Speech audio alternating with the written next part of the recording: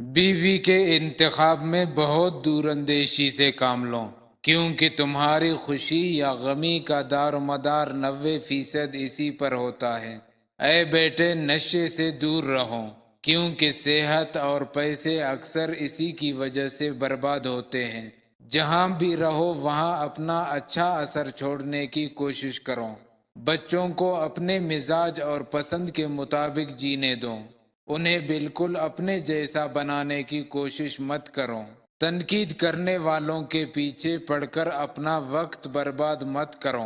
اپنے رشتہ داروں کی تلخیاں اور عداوتوں کا تذکرہ بچوں کے سامنے مت کرو، ورنہ یہی عداوتیں تمہارے نسل میں منتقل ہو جائے گی۔ کام مکمل کرنے سے پہلے مزدور کو مزدوری نہ دو۔ جو تم سے زیادہ مالدار یا غریب ہو اس کے سامنے اپنی دولت کا تذکرہ مت کرو۔ دوستوں کو قرض دینے میں محتاط رہو، کیونکہ ممکن ہے کہ قرض اور دوستی دونوں سے ہاتھ دھو بیٹھو۔ مخاطب سے اس کی تنخواہ کے متعلق مت پوچھو۔ ہر چیز لکھ لیا کرو، خصوصاً اپنے لین دین اور حساب کتاب۔ اپنے دماغ پر ہمیشہ بھروسہ مت کرو۔ اگر پڑھاتے ہو بچے کو اس کے جرم کے مطابق سزا دو۔ قرض اسے دو جو بغیر مانگے واپس کر دے۔ ہر کسی کو تعریف پسند ہوتا ہے، اس لیے کسی کی تعریف کرنے میں بخیلی نہ کرو۔ کسی سے اختلاف یا بحث و مباحثہ کے وقت اپنے اخلاق اور سلیقہ مندی کا دامن نہ چھوڑو۔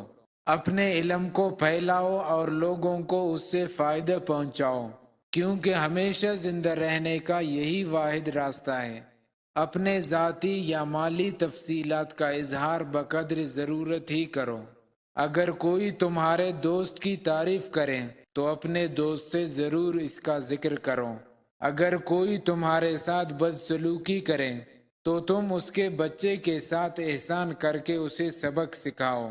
2-4 روپے کی بچت کے لیے بہت سستی چیزیں مت خریدو، ورنہ دگنا دے کر دوبارہ خریدو گے۔ کوئی چیز جب تمہیں 2 بار ادھار لینے کی ضرورت پڑے تو وہ چیز بازار سے ہی خرید لو۔ روزانہ آدھا گھنٹہ چہل قدمی کرو۔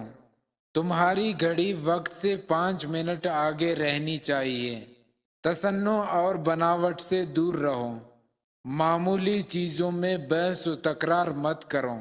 شادی اس سے کرو جو مال و دولت میں تمہارے برابر یا تم سے کمتر ہو۔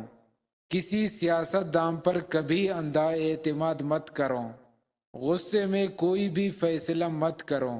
جب کسی سے موٹر سائیکل یا گاڑی ادھار لو تو پورا تیل بھر کر ہی واپس کر دو۔ موبائل کہیں تمہاری زندگی کے خوبصورت لمحات میں خلل انداز نہ ہو۔